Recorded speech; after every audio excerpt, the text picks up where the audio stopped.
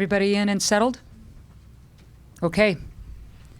Welcome to the 2015 NWSL postgame press conference here at Providence Park in Portland, Oregon.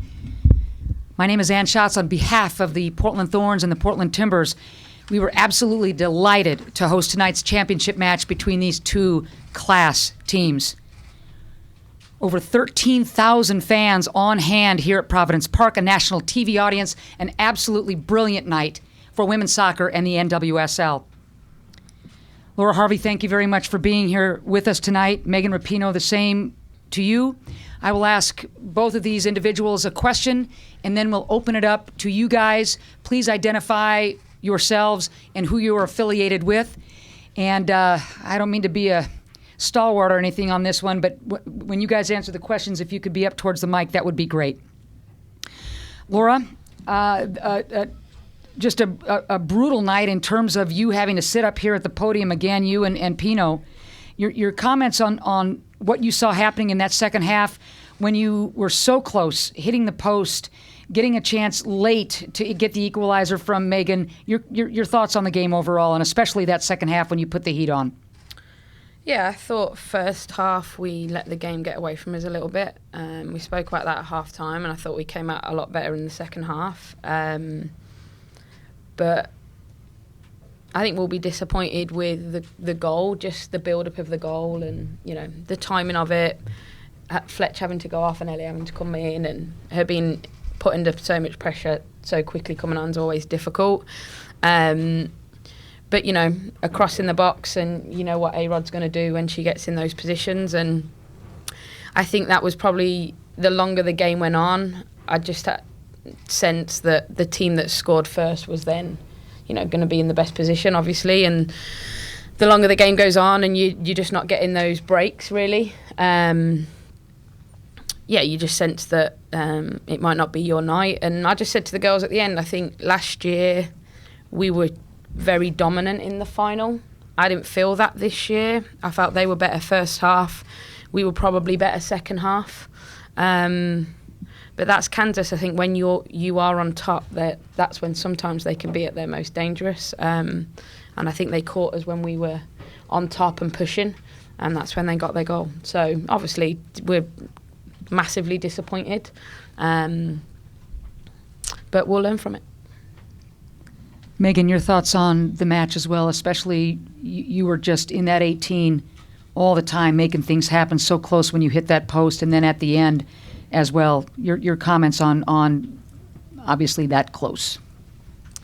Yeah, I mean, much of what Laura said, I think that we didn't start the way that we wanted to, but responded really well in the second half, and we're all over them, but they're one of the best counterattacking teams that's out there, and they kind of caught us a little bit, but I think we had our chances. I think that we could have been a little bit more aggressive with our finishing. I think that we sometimes want to make it too perfect, and a lot of times we're that good, and we can have that quality inside the box, but I think we needed to test them a little bit more. I think we only had, 6 shots or 7 shots? Yeah. Which is not enough, definitely not enough for how much of the ball, especially that we had in the second half. So I think we had our chances. Overall, pretty even game, but they just got the win. Open it up to questions, and again, introduce yourselves, please, and identify what affiliate you're with or who you're working for, please. Yes? Lee Burr with Sports Illustrated. Laura, it seems like you guys, like Megan just said, you guys were having a lot of the ball, especially in the final third, but it looked like at times maybe you're trying to be a little bit too perfect with it. Is that maybe a risk of the way that you guys play and the players that you do have at your disposal, that maybe they just try to do a little bit too much? Maybe. I think you've got to give credit to Kansas as well. They reduce us to shooting from distance. And then when we try and play the ball that we love to try and play, they stopped it. So, yeah, it's not something we'll change, but because it works. But I think it's when you're not being successful at that, it's then taking the risk to shoot from distance, like we did when Megan hit the post, and that then makes them think something else. It might bring them out to a ball that they wouldn't necessarily have stepped onto, and it just mixes the game up a little bit. And I think, agree with Megan. I think we could have had a lot more opportunity to shoot and chose to pass. And we'll probably look back on that and be disappointed with that and want to change that fact, I'm sure. Yes, please. Matt Penn, Seattle Times. Laura, it looked like you sort of gathered your group pretty quickly after the final whistle into a huddle there. What was sort of your message, especially given what happened last year? I just said to them that, I'm really disappointed for them and I'm super proud of them. But I think when we watch the game back, we'll be disappointed with the way we played at times. Whereas I think last year it was so gut-wrenching because we'd played so well. And I think we're already, reflecting on the game and saying things that we could have been better at. And I think last year that was really difficult because we were so dominant. So, I think that's our group. We'll stay together no matter what. This won't define who we are because we won't allow it to. Yes, please. Matt Calkins, Seattle Times. This is both of you. The last 2 years been so dominant in the regular season. Hasn't really been close between you and the rest of the field. How does that regular season dominance affect the way you're feeling right now when you haven't quite been able to get over the hump in the postseason? It's obviously disappointing, and that's it. It's disappointing. I think the way the league's set up, it's hard to sometimes get your head around the structure because we play each other all year and then we have to define ourselves by one game. And ultimately, if that's what we've got to learn from, we've got to learn to be better in one game, which is hard to say, really. Megan? Yeah, I think we take a lot of pride in the way that we approach the regular season. I think that we'll be obviously very disappointed not to win this game, but I think we'll look back on the season and know that we were better this year than we were last year at times, and our performances were better, and we grew a lot as a team. And I think our philosophy on the club isn't solely based around this game. Obviously, it's very much a part of that, and like she said, this is the league and the style that it is here. But we take so much pride in that regular season, and I think that'll never change. We want to be dominant all the time, and we'll definitely want to get back here and right this. Dan Leonard from Equalizer. Question for both. I guess it didn't seem like Kim necessarily had a major impact on the game tonight. I'm wondering if you think that was their defending, or if she had an off night, or maybe there needed to be better support for her. I think it got a little stretched at times, and I think that as a whole, when we can't get that possession that we like and we can't get in the areas that we like, I think everyone kind of struggles a little bit. I think that there wasn't a lot of support around her. We were getting a little too transitional, especially in the first half, so that might have been something to do with it. I think that she thrives when she's in tight spaces with players to play around. Yeah, I think when we play longer to her, it's difficult because then she gets isolated in space, more isolated 1v1, and like Pino says, she comes in her own when she's in tight areas. And you got to give Kansas credit. I'm sure they spent a lot of time talking about how they were going to stop her, and you always know that if you do that, it's going to be difficult for us to break you down. Yeah. Yes, please. Your press was really suffocating against Washington in the semis. Didn't seem like you were able to sort of dictate that and push them back.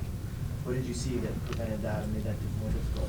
I don't think we did that in the first half. I thought we did it a lot better in the second half. That was something we spoke about. And I think both teams are the best at playing under pressure. And you have to weigh up what passes you want them to have and what you don't. And in the first half, we gave them too much, really. And in the second half, we didn't do that. And, if you watch the goal back, there was times where we could have stopped a pass and we tried to stop it. And by trying to stop it, actually meant that it went probably where they wanted it to rather than where it was actually going. And then we're on the back foot and we've got to try and react from that. So I thought our press was much, much better in the second half. And it resorted to them giving the ball away more than they had done in the first. So it obviously worked. But you just know that if you give them time to cross it and put it in the box, then A-Rod's going to be a threat. Go ahead, Dan. Laura, yesterday you talked about playing keep away, not letting Holly and Rodriguez touch the ball other Yep. than the obvious one sequence that you beat. Did you think you did a pretty good job defensively in that area? I thought we did well first half at restricting A-Rod. I thought we gave Cheney too much. And then I think in the second half we did much better at both. And we restricted them to, a lot less opportunity near our goal or possession near our goal, which was a good change for us. So, yeah, we gave Cheney way too much space first half in areas where she couldn't really hurt us, but she could get momentum. But we drastically changed that, I thought, second half. And it comes from our press, for sure. Yeah, one more, please. Laura, did you feel like you guys were in control even up until the goal happened? It seemed like you guys certainly in the second half seemed like you were pretty well in charge of the game. I thought we came out better second half, yeah. I didn't think we could have come in at halftime and said we were in control, but I think second half we got a little bit more momentum and we got on the front foot and we looked like we were getting more dangerous as the half was going on. And, when you get into that 70-minute mark, 75th minute, it's all about can you take your chances? And unfortunately we couldn't do that and we couldn't create enough, really. And they took theirs. That was probably it. After the 75th, that was probably their only chance. So they took theirs, we didn't take ours. Laura, Pino, thank you very much for taking the time, and congrats on a great season, and thanks for being here with us tonight. Thank you. Thanks.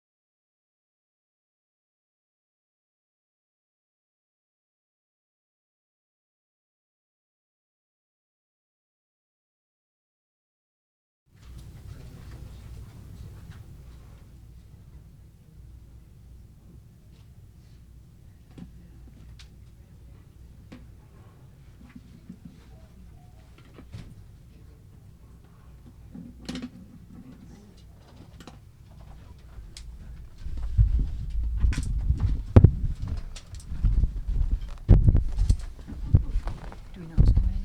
Yep, it'll be Lauren and Amy. Rodriguez and Holiday.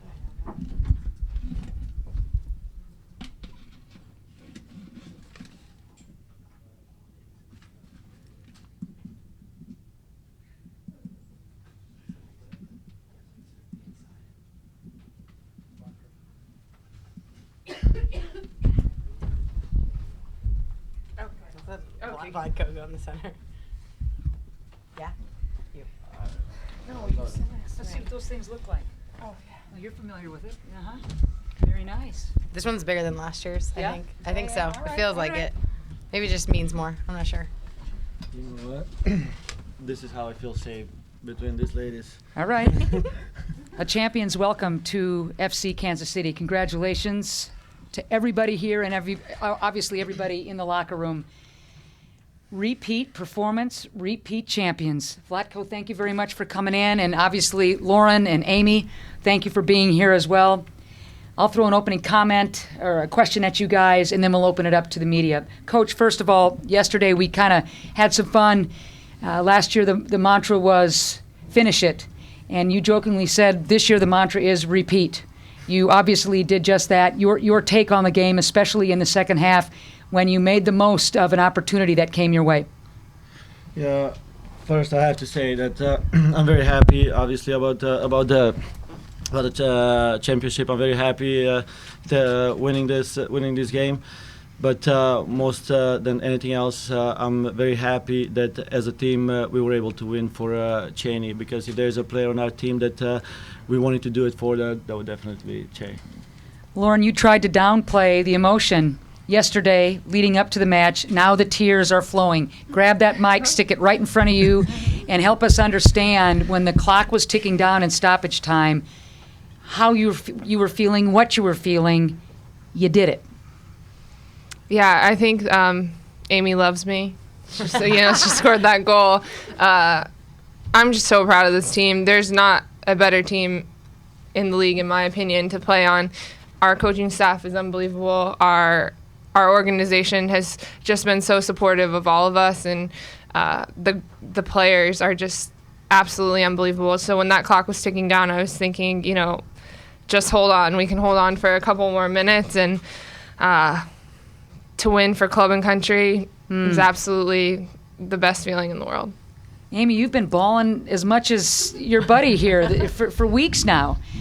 Grab the mic and walk us through that goal. It was a great service in the right place at the right time and finishing to beat that kind of a keeper. Pretty special stuff. Very special. I think I am so lucky to have the players on this team that I do. They've set me up numerous amount of times and make me look like such a better player than I, rate myself. I'm so thankful to this one here and also my coach that have given us just amazing opportunity, platform, friendship, and it was a pleasure to play out there today. I think we had fun, and that's a big part of why we won.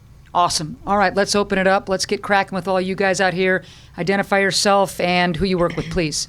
Jamie Boulder with the Oregonian. You guys talked a little bit yesterday about wanting to win this for Lauren, and now that you have, what kind of legacy is she leave for this team and for this club? I think her legacy lives far beyond the soccer field. We all know that she's an excellent player. She's proven that so many years in a row. She's been a starter on the national team. She's won numerous championships, gold medals, assists and goals. The list goes on. But for me, my relationship with her is much deeper than soccer.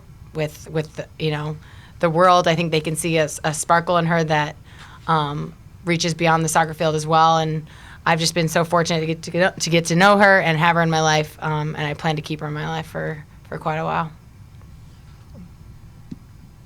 Yes, please. Evan Davis, Howler Magazine. Vlatko, you said yesterday that you thought that this game might come down to a really small mistake, Oregon team capitalizing on a chance at the right time. Going through that goal, is that how you kind of saw the way that goal ended up being scored? One thing that we definitely talked about is that we may not, especially with A-Rod or even Che, was that we may not have our opportunities for 80 minutes or 85 minutes, but all it takes is just one little moment. And when these ladies get a moment like that, they know how to punish teams. Yes, please. Tim Fro, NWSLsoccer.com. Vlatko, your defense tonight did an excellent job from Barnhart all the way up, neutralizing the rain. They took a lot of shots from outside the area. Kim Little wasn't very effective tonight. What did you see out there, and how were they so effective tonight?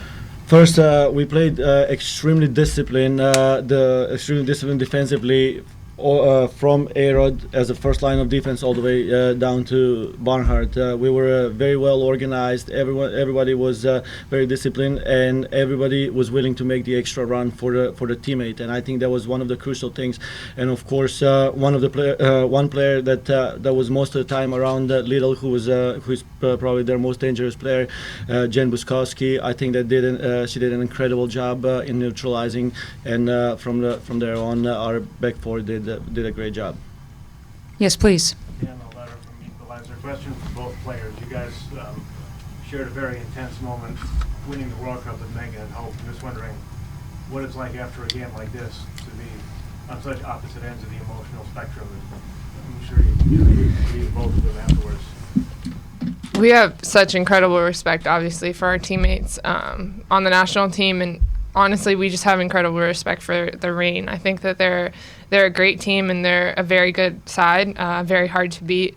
So obviously, we focus on ourselves. We're celebrating. We won. This is a wonderful feeling, but there's no doubt that Megan Rapinoe and Hope, they both played great games, and they tried to carry their teams. It's just right now we're competitive, so we'll see them in a couple weeks, and we'll be back on the same team.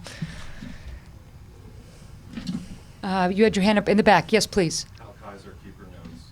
The team had its ups and downs this year. It wasn't that long ago that you were on the fringe of making the playoffs. What is it about the team that you turn it on and become so good at the end of the season? I think that there are two things. One is the belief. We never stop believing.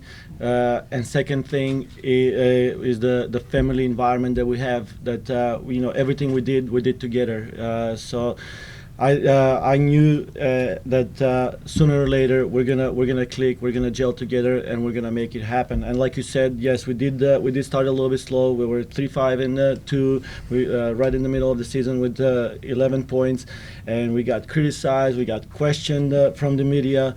Okay, I mean, one thing I can say right now is don't count us out. Mm-hmm. Yes. Lauren, Annie Peterson from Associated Press. What are you going to cherish most about your career? The relationships, for sure. So many relationships that I've built along the way from the time I was, 16. I'm pretty sure we met when we were 16 years old, and those relationships, they last a lifetime. So, I mean, the winning is absolutely wonderful, but the friendships are what I'm going to cherish the most, and that's what I'm going to take away, and that's what I'm going to miss for sure. A couple things from Lauren. One, could you talk about what happened on the field last? And I'm sure that was a scary moment for you and for your teammates as well. And then second, as you leave the league, sure, early lives of many, what would you say to the folks in charge and the folks who support this league? You can maybe speak a little more frankly now than you would have been able to a few weeks ago. Amy scored a goal and she gave me a heart attack. Minor. No, I'm kidding. I actually have a heart arrhythmia, and I couldn't get it to calm down. So I think I panicked a little bit. So I just tried to sit down and calm it down. They usually go away a lot quicker. This one lasted a little longer because Amy scored.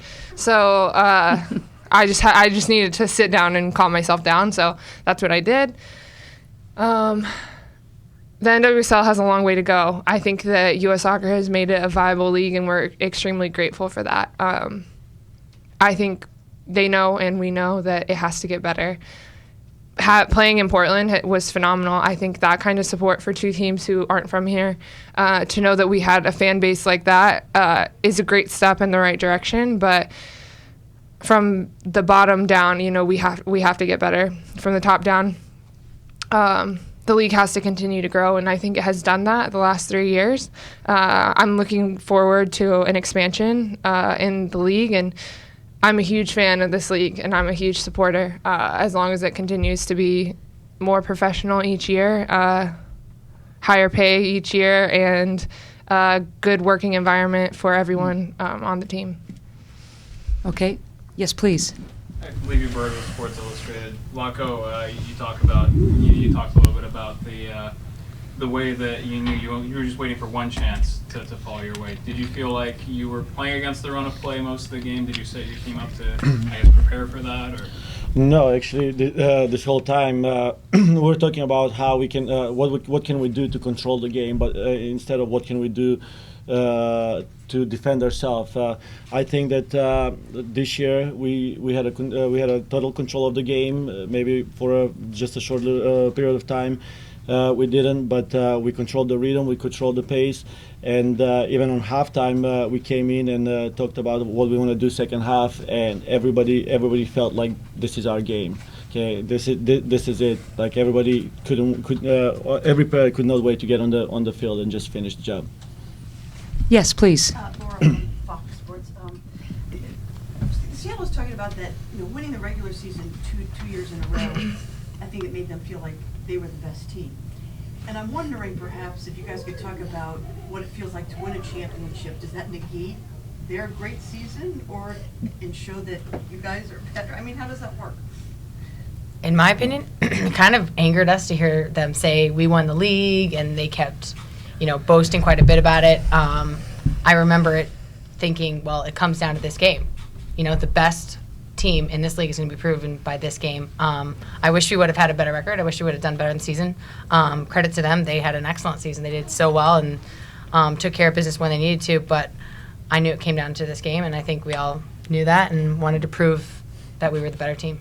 No, go ahead. I don't think it negates their season by any means. I think that there's a lot to say that they played consistently well throughout the season. but a testament to our team. We did go through a lot of ups and downs. Having the players gone for the World Cup and the style of play that we play, it's not easy to take out a core group of players and continue that style. So I think that it doesn't negate their season, but it makes ours a little bit sweeter. And just a quick follow-up, if you don't mind.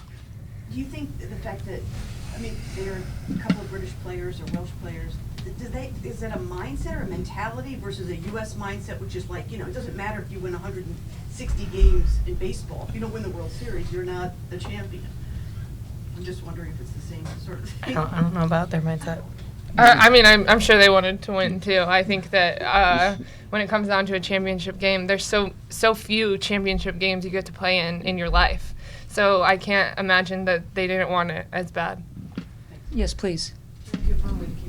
Flacco, could you talk about the role of Nicole Barnhart, not just tonight but this season? Because I think with the storyline with Lauren and Amy, and of course Jen Boskowski, I think she gets kind of lost in the shuffle that having so many shutouts and interviews. Yes, absolutely. And Nicole Barnhart has been crucial piece of the puzzle. I mean, she's been on the goal for us 3 years, and every year she leads the league in shutouts. I mean, she has more shutouts than anybody else. And to come into this championship game and play against Seattle, who has scored more goals than any other team in the league, to make a couple of crucial saves, I mean, that speaks a lot for who she is and how important she is for our team. Way in the back. Yes, please. Lago, same kind of theme as that last question, but what role did Heather O'Reilly play in this team becoming what it was by tonight? First, I don't know if you guys know, but Heather O'Reilly has been in 8 championship matches and has won 7 of them. This is so we actually got her so she can help us out. She's got a pretty good percentage. No, absolutely. Instrumental player for our team this season. She's done tremendous with her mentality and her attitude. She fits in the team very well. And at the end, championship game, crucial cross for Aero's goal to make a difference. So glad we made the decision that we made before the season started. One more, Dan. Flacco, kind of a follow-up to that. As far as I could tell, the only time Heather was on the left side. Yeah. The play that she thrust it in right after Kendall came off, and you guys had some time to chat before that. Was that something that you discussed?